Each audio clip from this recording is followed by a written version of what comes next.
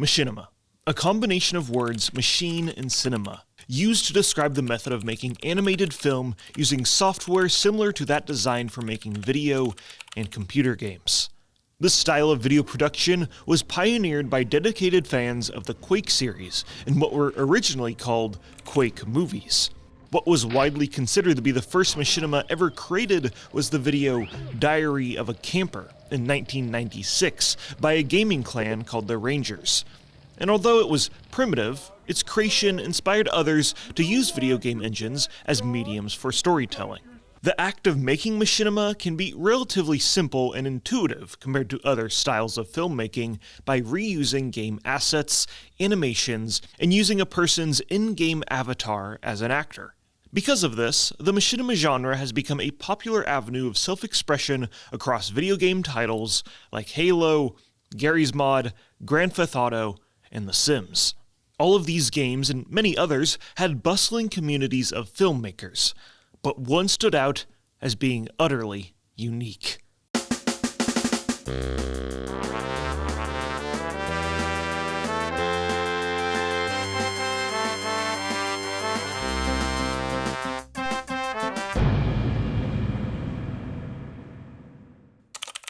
The year is 2004. World of Warcraft was at the forefront of innovation not only in the gaming space, but for our entire modern culture as a whole.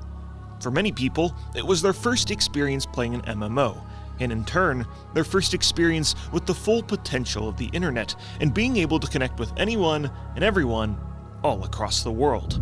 World of Warcraft was a trailblazer into our current internet-dominated culture. It was an adventure, a social platform, an addiction, and an unforgettable experience mixed all into one. I am addicted to the game, but I'm not fully addicted. Like, I can quit whenever I want. This really kicks ass, doesn't it? For everyone at home, what is machinima? Machinima is animated filmmaking within a virtual 3D real-time environment. Basically using computer games to record scenes as if you would with a camcorder. You would actually set up, rather than playing the game and fighting and killing, you kind of set up the characters and record what they're doing, edit together, and create a movie around it? Exactly. It's like setting up to use a term, a puppet show to a certain degree. Only you're using this really elaborate and engaging environment, this really visually rich environment to create a whole scene. And because it's using the game technology, you get to benefit from all the things that you can do with the game, which is create new characters, create whole new worlds, and things like that. It's really amazing stuff.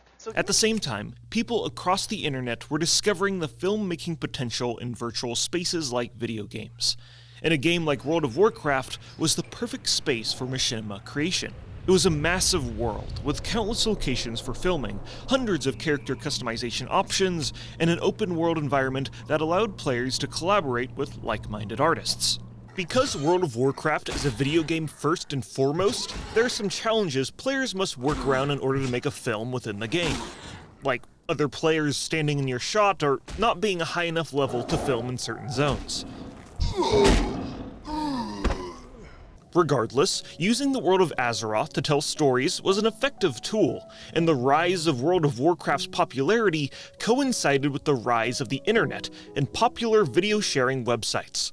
Before YouTube, there was a site called Warcraft Movies, which was created in 2004. According to the website's timeline, the first Warcraft movie uploaded to the site is a PvP montage from WoW's beta, set to the insane lineup of songs from the Braveheart soundtrack, Stone Sour, Marilyn Manson, and The Offspring.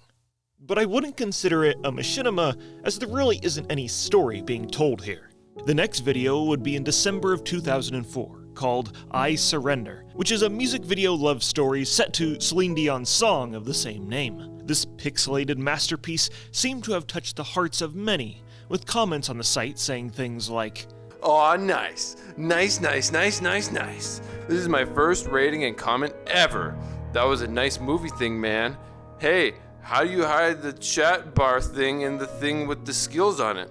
You hit everything. How?" Not entirely clear how the guy died indeed, but still, the part where you saw her first and then the same picture without her later just made me feel sad. OMFG, I don't know either to throw up because of all the fucking spinning or cry laughing. GG, fuck that music sucks! I watched it again and I finally understand the part where he's in the water. He jumps, and when you see him in the water, he's a spirit. Once again, I nearly cried. This really makes you think about life and death and how unfair it all is.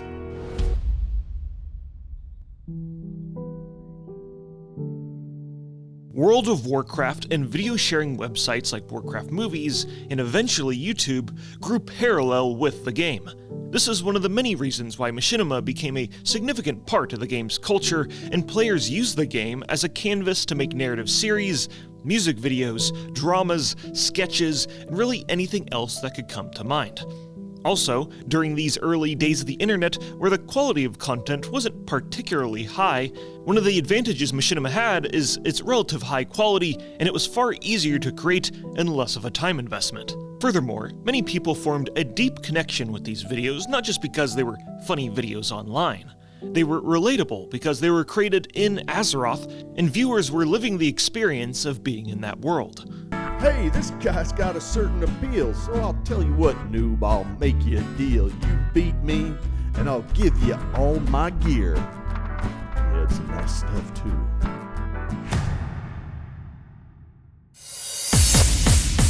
The popularity of WoW Machinima was recognized by Blizzard during the first ever Blizzcon. In this very first iteration of the convention, attendees could enjoy lots and lots of alcohol, play StarCraft Ghost, which would later be cancelled, play the newly announced Burning Crusade expansion, where one could play the new horde race, the Blood Elves. Guess that means more guys playing girls, yeah? And during the initial announcement, the Alliance race, the Draenei, was not made known to the public. 2 new races, the Blood Elves of Quel'Thalas. And the second race? Well, the second race, that was close. That was good. That was good. It was? You almost got it out. Pandarians? There was also a climbing wall, a jousting area, ping pong, and a Q&A with developers and writers. This question's kind of inevitable. I know you probably don't want to address it, but why are there 2 Hakars in Warcraft lore? Did Richard Knack ask you to ask that? Did he roll me on that? Damn it. I'll roll that out. I'll let the guys off the hook. The answer is, my bad.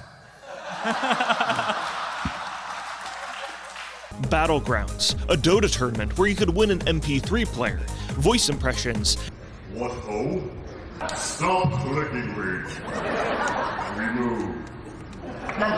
And most importantly, Jonathan Davis from Korn made an appearance. But the event we'll be focusing on in this video is the first ever WoW movie contest held at BlizzCon. This movie contest was sponsored by Nvidia and Asus, and 5 winners of the contest would be credited by their in-game names and the guild they were a part of. All 5 of these winning Machinima films were premiered at BlizzCon, the first one being Condemnation, a story about a group of guild members rescuing a lost gnome in Duskwood. You pathetic whelps! You think you can save your town with the help of an inept gnome? I think we may have located the source of Ticket's disappearance. Another was called Rise of the Living Dead, where a group of undead attack Alliance players in the Deep Run tram. I will taste your flesh. There was also Wish Upon a Paladin, where a paladin is transported into a genie's bottle. I wish my gear wasn't so bound to me. That is a good wish. That was a very good wish. Another was called Return, a story of a soldier returning from war only to find his home destroyed. This is an important one that we'll be talking about extensively later in the video. You there, young man. How is the road to Stromgarde? What do you mean, old man? The road is as it always is.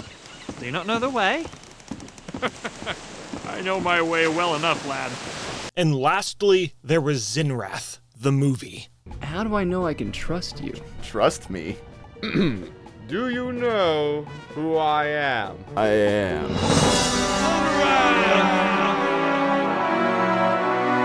Zinrath the movie was created by Clint Hackelman, online name Myndflame, and his brother and guildmates. Clint helped write the script, voice act, and made the original score for the film, and his brother did the editing. Out of the 5 winners of the Blizzcon 2005 movie contest, this one was definitely the most technically impressive and filled with clever shots. Gotta think of something fast. What is these? You're getting an ass kicking. Hey, how's it going? Out of the way! Coming through. Hey, dragon! Tell your mother breaks were delicious.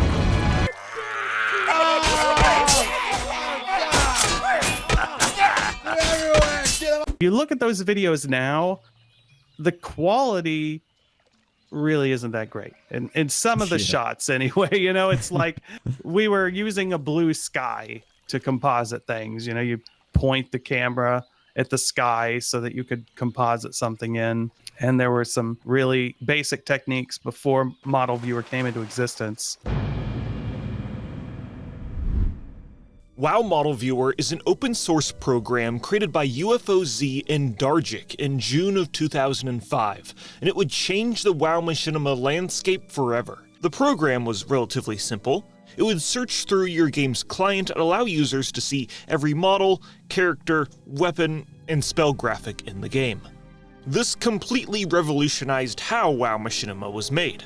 No longer were machinima artists bound to the confines of the game's limits. Now they could create practically whatever they wanted by filming an in-game background and then compositing a character over it. This, coupled with people using another program called WoW Map Viewer, or creating their own personal servers to do whatever they wanted in the world, allowed artists to push the limits of filmmaking in Azeroth. WoW Model Viewer allows artists to make a type of machinima that is incredibly unique compared to how machinima was made in other games.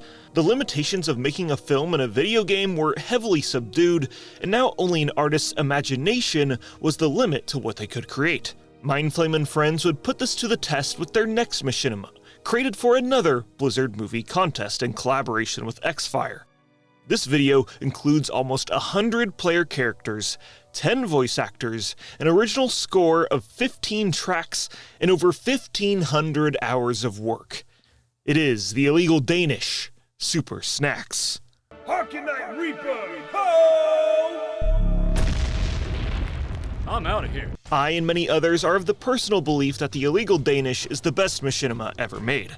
While many sections are filmed in-game, the scenes filmed using WoW Model Viewer highlight the potential of the program by mixing objects and characters and repurposing a model's use into something wholly different that was never intended by the developers. For example, we can look at the main antagonist of the video, who is made up of a gnome mech, a gnomish gear repurposed to look like a Gatling gun, a dwarf model head, and glasses that have this graphic from the Deep Run tram overlaid onto them. This is just an example that with a little bit of creativity, a machinima artist can combine an amalgamation of assets to make practically whatever they desired. And the illegal Danish also wasn't just technically impressive, it was also the most quotable machinima in all of Warcraft history. So there I was, in the Silithus Desert. There's an imposter amongst us, and he touched my ass. So here we are. We finally made it to South Shore Beach. And let me tell you, it is awesome! This is not the time for dwarven river dancing. Are those the pants? Pants? The healing pants? This film was wildly popular, gaining over 700,000 views on Warcraft Movies alone, and the second illegal Danish movie, Illegal Danish: Escape from Orgrimmar, released 2 years later and garnered 500,000 views in the first 24 hours. And the popularity of Myndflame's work allowed him to make content creation his full-time job, which was unheard of at the time. One of the main methods of monetization for his work was selling the original music created for his videos on iTunes. You got to play WoW. You got to play WoW. You got to play WoW. You got to play every day. But because of the obtuse legality of monetizing films made within a copywritten video game, Clint was severely restrained on developing other revenue streams when making content online, but he was motivated to make it work. And I wanted to do it legally, so I spent quite a few years just going around the country, meeting up with attorneys and video game developers, and worked with Henry Lowood at Stanford University to gather together a bunch of game developers to put together a prototype of a Machinima licensing agreement that everybody could use, and kind of came to this agreement between the game developers that we won't sue you. That's what they told us. They're like, well, we won't sue you, but you still can't profit. There were times to where we had opportunities to work with major networks to produce Machinima for cable television. They would tell me, oh yeah, we'll take care of the licensing. Well, when it came down to starting production, no one could get the licensing. So, Cartoon Network, MTV, they just couldn't do it. They could not get any of these game developers to allow them to create a show based on their video games.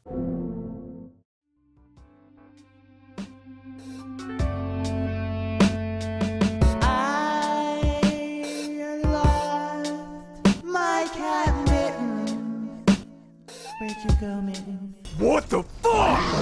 Myndflame continued to create WoW Machinima until the Cataclysm expansion, and during his career, he branched off and created his own website, did live streaming and Let's Plays, and nowadays, he has taken a break from creating content online and is learning to play Christmas songs on the ukulele.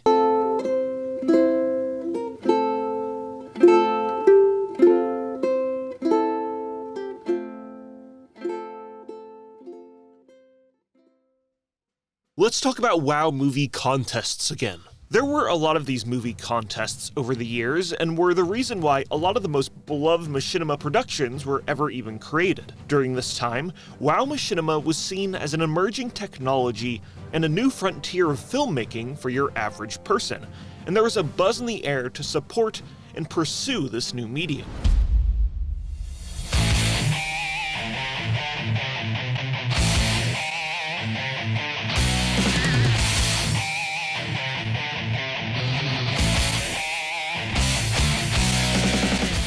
Easily, the most iconic contest was the Rogues Do It From Behind music video contest, sponsored by Comcast. This was a song made by the elite Terran Chieftains, a metal band composed of Blizzard employees. ETC perfectly frames that this was a different era in the history of Blizzard with their song Rogues Do It From Behind, which has iconic lines like, "Rogues do it where the sun don't shine. Do it where the sun don't shine. Gonna creep inside your back door. Gonna creep inside your back door. And Call Me Ice-T, Original Gangster. I used to call me Ice-T, Original Gangster. This contest was actually split between US and EU. For the US, there were 3 winners, all of them winning an iPod with 8 gigabytes of storage. The EU winner was a 15-year-old boy who won a surround sound audio system. Now, typically these contests were a collaboration effort between Blizzard and other companies like Comcast or Alienware. In 2006, they collaborated with Xfire to make a film contest with $26,000 worth of prizes. The winners of the contest had their films premiered at Stanford University.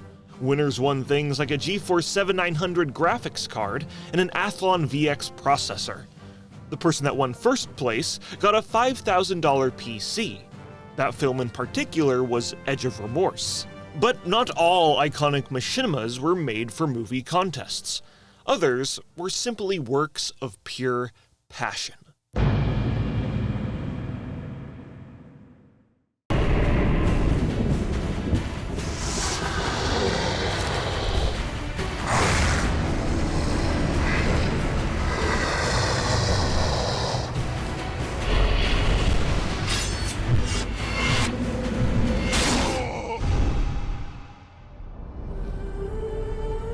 Tales of the Past is the most ambitious WoW Machinima series ever made. This is a 3-part series which is almost 2 hours and 30 minutes long and includes a complex storyline that intertwines with Warcraft lore, has large-scale battles acted out by players, and has surprisingly well-made anime combat fighting scenes.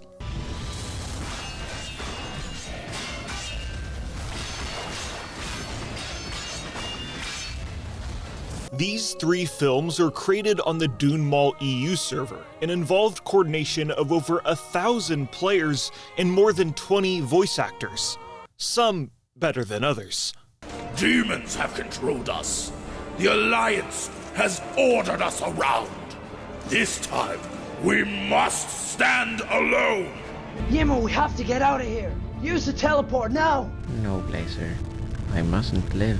What are you talking about? It will all be explained. Here, the book and the orb are in your backpack. The final battle scene in Tales of the Past 2 required over 500 players from both factions, more than 10 raid leaders coordinating over Ventrilo, and kill squads of players that would camp trolls trying to interfere with the film's production. And this whole server-wide collaboration crashed the server multiple times.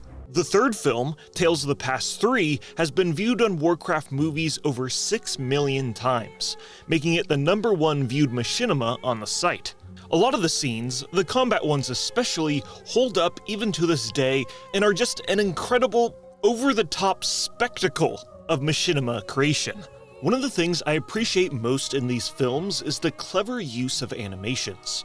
Another advantage World of Warcraft machinimators have is a wide selection of emotes to use.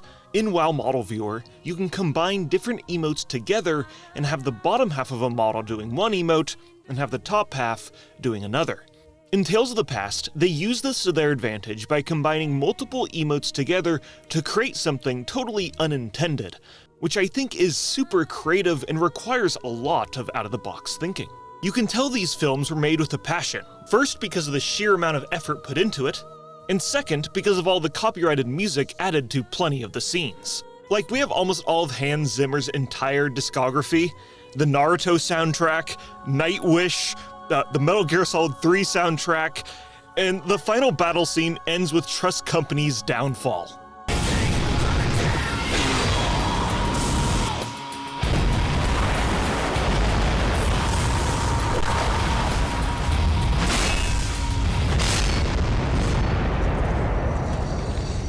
But Tales of the Past has earned its spot as one of the best machinima projects ever created, not only for its technical prowess, but also the server-wide collaboration that was required and the community it fostered. And yeah, the banger soundtrack of badass songs.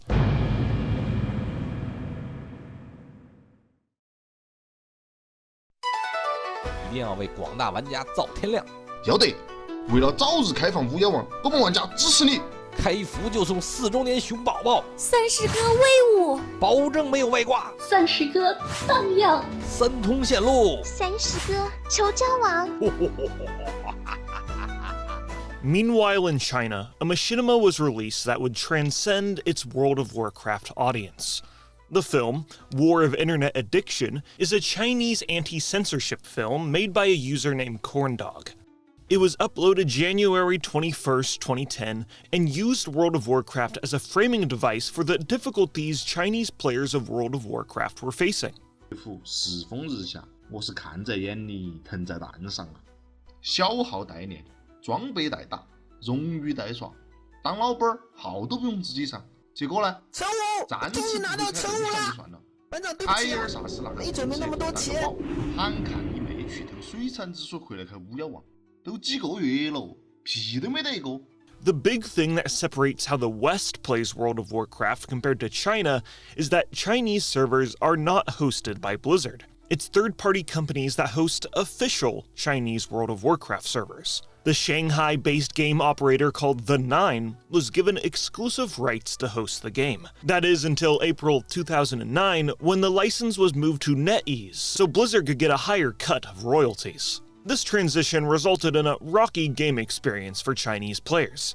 Additionally, the government organizations, the General Administration of Press and Publication, and the Ministry of Culture play an important role in the monetization and the censorship of the game.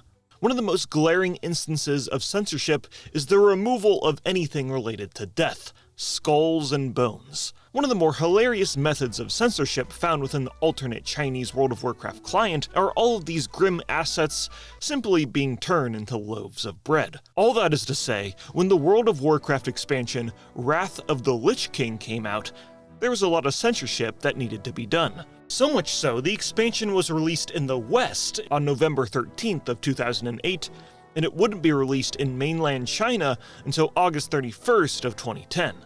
The Machinima, The War of Internet Addiction, was released between these two dates and voiced the frustration of Chinese players who loved World of Warcraft but were unable to play the new expansion because of their government censorship laws and because of the bureaucratic chaos of third-party companies and government organizations all trying to profit and control the operation of this live service game. Even to this day, Chinese players have to deal with this negotiation chaos, and in January of 2023, the game servers were closed entirely after a failed negotiation between NetEase and Blizzard, and were only recently reinstated on August 1st, 2024. Additionally, the War of Internet Addiction also criticizes the Green Dam Youth Escort, which is a mandatory software installed on computers that censored online content and harvested data from users. During this time, the concept of internet addiction in the youth was a hot topic in China. In July of 2008, the state-ran television channel, Chinese Central Television, premiered a special about a man named Dr. Yang, who believed a cure for internet addiction was the practice of electroconvulsive shock therapy, also known as CET. Families would spend around $800 per month for their children to be treated for their internet addiction with psychiatric medication and ECT. The War of Internet Addiction also heavily criticized this method of treatment, and the film's cinematic finish ends with all of the WoW players across China summoning a giant spirit bomb to defeat the symbolic version of Dr. Yang.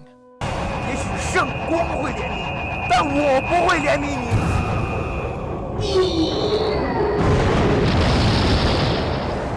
The War of Internet Addiction was a wildly popular machinima in China that reached an audience who were not even familiar with World of Warcraft, but Chinese internet users at large could connect with the criticisms the film provided. 被封号的危险去美服、欧服，他们骂我们是金币农民，我们顶着上万的延迟去台服，他们说我们是大陆蝗虫，这些何其贬低的称谓，我们都在默默的承受。 我们凭什么就不能拥有每小时4毛钱的廉价娱乐？就凭我在国服，凭我是国服的魔兽玩家吗？ And although it was censored on various websites, its popularity could not be contained, and would later win the Best Video Award at the Tudo Film Awards. The Machinima's Wikipedia page cites that the video was even more popular than James Cameron's Avatar during that year, but there really isn't any source to this claim, but regardless, I think it shows the popularity of the film in mainland China. The War of Internet Addiction showcases the possibilities of machinima. The very game Chinese players are passionate about also gives them the tools to articulate their struggles in an entertaining manner in a filmmaking style that is not as artistically intensive as something like traditional animation. That is to say, the rudimentary art form of machinima can be used to bring attention to the voices of the powerless with simple yet effective storytelling. And I think the War of Internet Addiction should be recognized by the Warcraft machinima community at large for its cultural significance.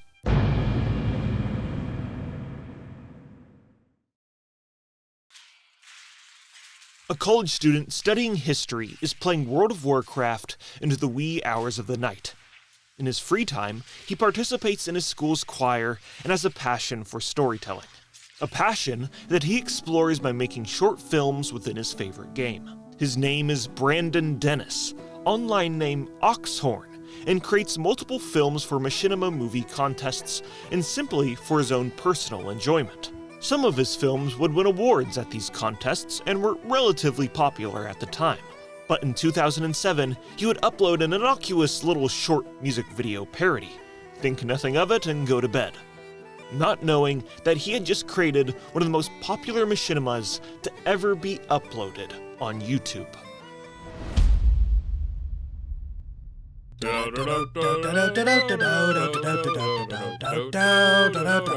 Rafflemouth. Rafflemouth. Oxhorn's parody song Rafflemau has almost 18 million views on YouTube, making it the second most popular WoW Machinima on YouTube. And while I love the video and find it very nostalgic, I'm not really sure why it's so popular. If I had to guess, it's because non-WoW players and children enjoyed it. It's like the World of Warcraft version of the Duck song, pretty much. Oxhorn was one of the most popular and consistent WoW Machinima creators, making multiple shorts, movies, and songs. Stay away from those crooked elves. They look like women and they smell like hell. So if you would take my sound advice, keep a distance of at least 10 feet. One of my favorite pieces of Oxhorn's work is his Inventing Swear Words series. The series' namesake is based off the invented vocabulary of swear words used throughout the series. I think we need a new swear word to add to our repertoire. I've been mulling it around a bit and I've come up with Bloit. Bloit? Bloit. Bloit? Bloit. Why Bloit? It does sound too much like Blit, one of the ones we made up last time. In the early stages of Oxhorn's Machinima career, he made videos on the side while working a bloiting Amazon job editing spreadsheets. But one day, he got an offer that he could not refuse. Someone reached out to me while I was working at Amazon and they said, "Hey Oxhorn, I love all your videos. If you fly to San Francisco, we'll give you a job and pay you like 3 times what you're making now to make movies for us." And I'm like, "Who's that?" WeGame. And they were developing a software that could hook into the video game that you're playing, allowing you to either record video game footage to your hard drive or allow you to or publish it to their website. Oxhorn was hired by WeGame to simply make the videos he was already making and upload them to WeGame to attract more users to the site. And at first, it was amazing. A culture of young, upstart creatives pushing to make something big with an endless hunger for success. But as time passed, reality started to set in. Like the founder of the company was 19 years old, okay? Oh, wow. I was older than him when I went to go work for him. And we all loved games. And he thought that he could take on YouTube, and we tried, all right? This was 2007, 2008. I fly down to San Francisco. Man, we tried hard. It was just like, I've never been in a work culture like that since. And it was one of the best experiences of my life. But then, of course, the housing crisis of 2008 happens. All of his investors pull out, and suddenly we're stuck in downtown San Francisco with this office that's like $200,000 a month in rent with a startup company that's starting to take off. You know, it's starting to look good, but absolutely no fuel left in the fire. Despite the tribulations Oxhorn faced, he moved back to his hometown and continued to make WoW Machinima. And he also sold merch, sold his original music on iTunes, had a beard care website, published a book, and had a weekly live stream.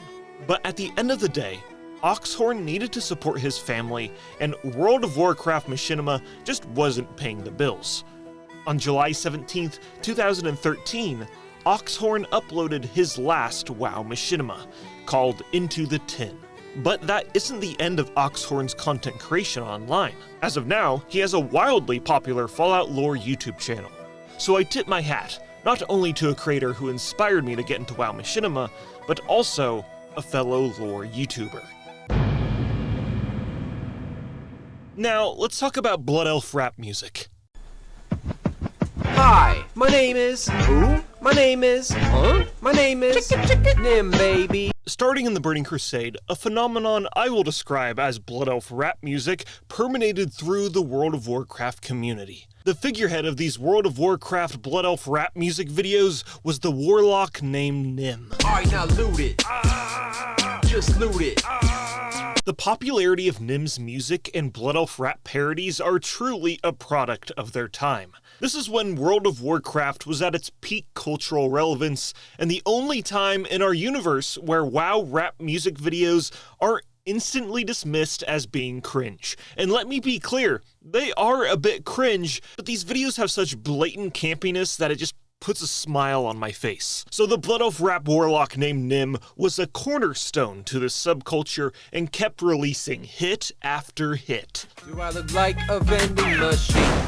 No, I'm a fireball and MAGE. Hard like heroic, more than you can handle. So let's do it like a druid in the general channel. Y'all just don't wanna be Warcraft stars full of epics and every set of Dark Moon cards. Probably my favorite Nim song is Death Knight Spree, a parody of Eminem's Without Me. But this is still the game for me, making Machinima Warcraft movies. But does Blizzard really need more money? And we're about to see a Death Knight Spree. And it's my favorite because I get to dive into World of Warcraft Machinima diss track drama.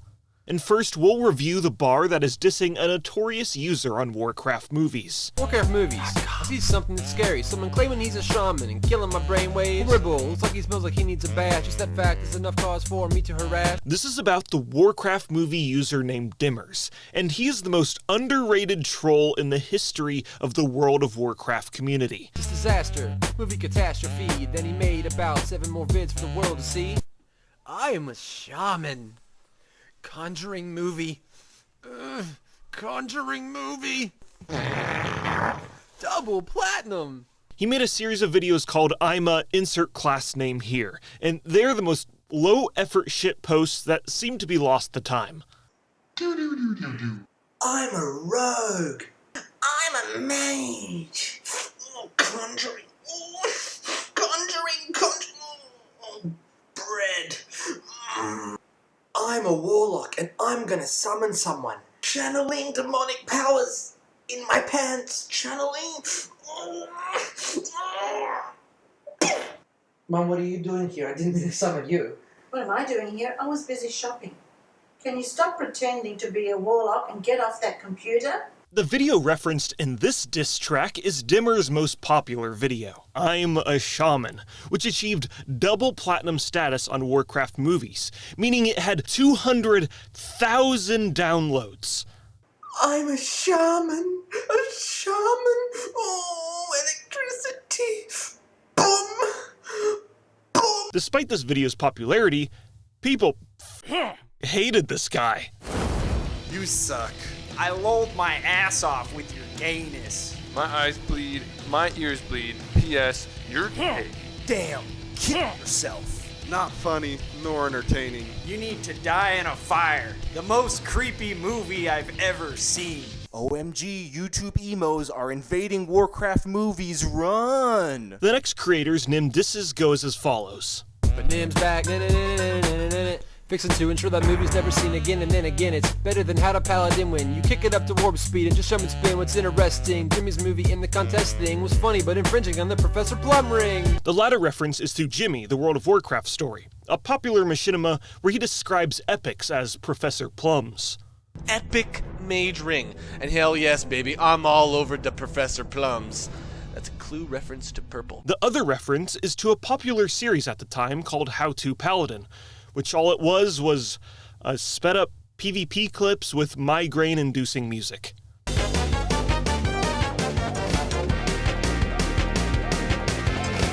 This has almost 200k views on YouTube. But Nim wasn't the only World of Warcraft rap artist either. Who could forget artists like Summer Gale? You smile and say, "Ni hao," and pump some gold. Ni hao, that's my fur bowl. Or the swag of the Druid Boys. Watch me switch ones, watch me go. And we can't forget the slick bars of Gigi, aka PvP Girl. No one in the BG has bonus like us. Bonus like us. Bonus like us. Oh yeah, also Gigi, aka PvP Girl, had an app that you could buy on the App Store. Well, I have an iPhone app featuring 13 of your favorite PvP girl songs, including many of the collabs that you've heard and loved over the past couple years, as well as a chat feature which allows you guys to chat with the other fans as well as myself. All of this for only $2.99. Now, I could talk about WoW Machinima music videos all day, but let me just talk about some of my favorites. We gotta talk about Ulduar by Summer Gale and Cranius, which is just such an earworm of a song.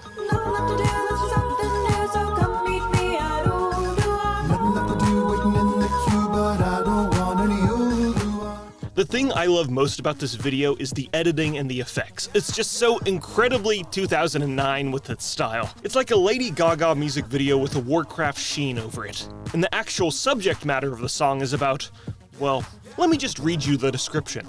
Ulduar has a bit of a Romeo and Juliet theme, where the PvEer, sung by Summergale, is dating the PvPer, sung by Cranius. He's a punk and a bit of a rebel. She's a highly skilled and geared raider. She wants to bring him along to her playground of choice, the newest, most challenging raid instance. He wants nothing to do with it, and wants to show her the dark side of PvP. Another favorite of mine is Honor Kills. This is by the Azerothian 6, a parody of the real rap group D12. I'm sick of all this raiding, we'll screw arena raiding, but nothing compares to pursuing all these honor kills. And it features the best of the best. We got Nim, we got Gigi, aka PvP Girl, we got Decision, Abandonation, Dominion, and Red Eye. So crit, come on crit. I said come on crit, everybody in Warsong just laugh a bit. And the reason why I love this song is not only because it's a guilty pleasure track, but it's also like really well edited while simultaneously being utterly ridiculous and a thing that could only exist in 2009. With its World of Warcraft characters superimposed into like these badass gangsta graffiti-filled subway stations, walking through Grand Theft Auto 4 skylines and futuristic bathroom peep shows. It's beautiful work. And lastly, I just gotta mention Jace Hall's I Play WoW. Another just epic WoW parody, with scenes that cannot be shown on modern YouTube.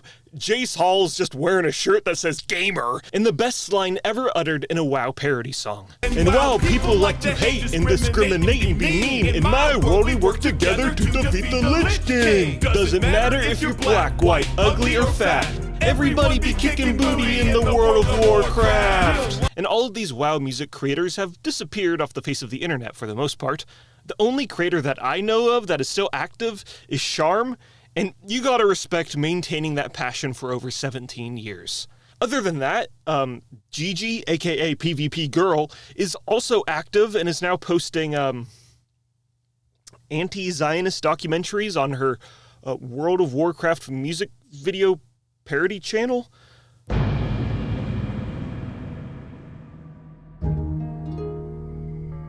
Let's jump all the way back to the first ever Blizzcon movie contest. One of the winners of the contest was the movie called Return, created by Terran Gregory and Ezra Ferguson. Terran Gregory was studying video production and film at the University of Washington at the time, and it clearly shows, as one of the things that this movie excels at compared to the other winners of the competition is its use of visual language and shot composition. In fact, it was so apparent that at E3 2006, he met with Blizzard employees who asked him if he wanted to work for Blizzard as an associate video editor. He said yes, and his first project was for patch 1.12, which featured the PvP towers in the Eastern Plaguelands. He would later work on site at South Park to help in the creation of their WoW-centric episode. Scroll over him with your mouse cursors! And right-click!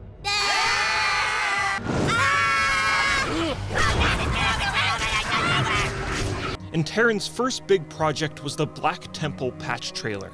And if the unique process of WoW Machinima interests you, I highly recommend checking out the Building Azeroth episode on the Warcraft channel because it's filled with fascinating stuff. I remember when we were putting this shot together, just how tricky it was, because there were a lot of different layers and characters and effects going on with his wings and the transparency and the shadow, but we didn't have a lot of advanced tools. And I actually taped cellophane onto my monitor, and I would draw kind of an outline around where Illidan was when he started and where he ended, so I could frame up the shot again and shoot it again with Kael'thas, again with Lady Vaj, and then the environment, and then the character, and then hope it all comes together, and it did. It did. While working at Blizzard, Terran kept in contact with the Machinima community and traveled to Machinima events and helped organize a Machinima creator meeting at BlizzCon. I think Terran's most iconic work is the Wrathgate cinematic, which is not only a highlight for the Wrath of the Lich King expansion, but for the entire Warcraft universe. Big scene with the dragons as they're laying down the red dragon fire. We needed dragon breath.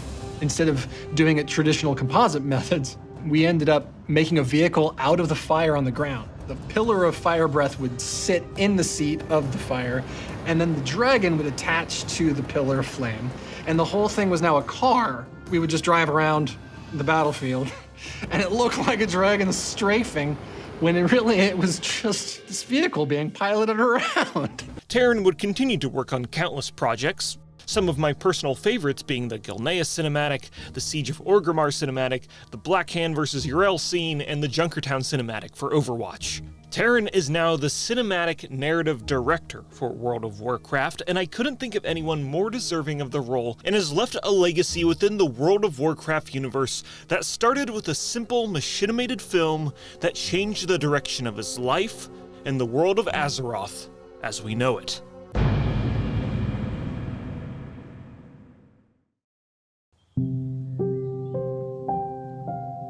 What I would consider to be the second generation of WoW Machinima creators are the channels that were making films between 2011 and 2018 roughly. These creators were influential in their own right and carried on the legacy of WoW Machinima, but who, in 2025, is still making WoW Machinima? Well, I'd like to shout out a couple of creators still making stuff. The Lost Codex is a WoW lore YouTube channel that creates storybook-style videos covering the history of the Warcraft universe told with an in-universe twist, and also has a great use of visual effects. Our Emperor had a holy vision of a great battle, a clash between dark and light. We call it Renilash, the final battle. Gorak's Guide makes animated shorts focusing on classic WoW and animates all of the characters by hand, and has an incredible eye for slapstick comedy and pushing these ancient models to their limits.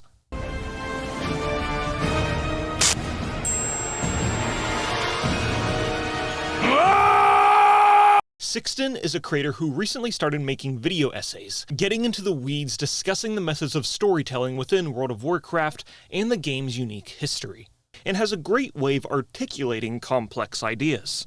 Because World of Warcraft isn't just a scrapbook of your best hits, it's a living, breathing world, with its own special way of remembering its players. Let's explore all the weird nooks and crannies that a long-lived game like World of Warcraft creates. Weedelf is a machinimator and songwriter who recently has been involved with the hardcore guild OnlyFangs and is keeping the genre of World of Warcraft rap alive. We're just trying to find some purple lotus. Shining with the fire, we got totems. And he also has this wonderfully made machinima called Weed Quest, the Ancient Blunt. And it's exactly what you'd expect. What have you come here for? We're looking for an ancient magical blunt. Could you help us find it? Yeah. I haven't had kush like this since Medivh's tower party back in Karazhan. And of course, we gotta mention Captain Grimm, another master of WoW Machinima production with handmade animations and a keen eye for physical comedy.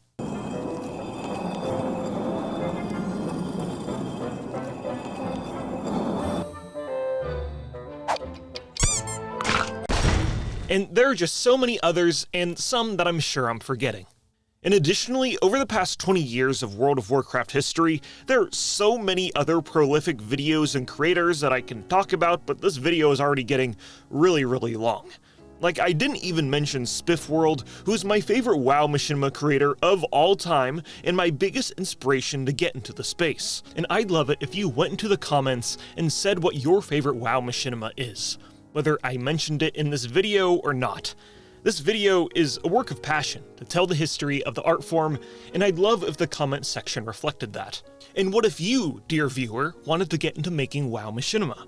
Well, I can recommend a couple resources to you. There's currently a version of WoW Model Viewer compatible with the War Within, but the Battle for Azeroth version is far more stable. You can join the WoW Model Viewer Discord, and there will be some very helpful people that can help you get started. There's also an add-on called Narcissus that you can use to green screen WoW characters, and there's this other add-on called Scene Machine that is some crazy black magic that allows you to make scenes in 3D spaces and animate the camera, and it's actually unbelievable. And of course, OBS is the simplest way to record and capture your gameplay.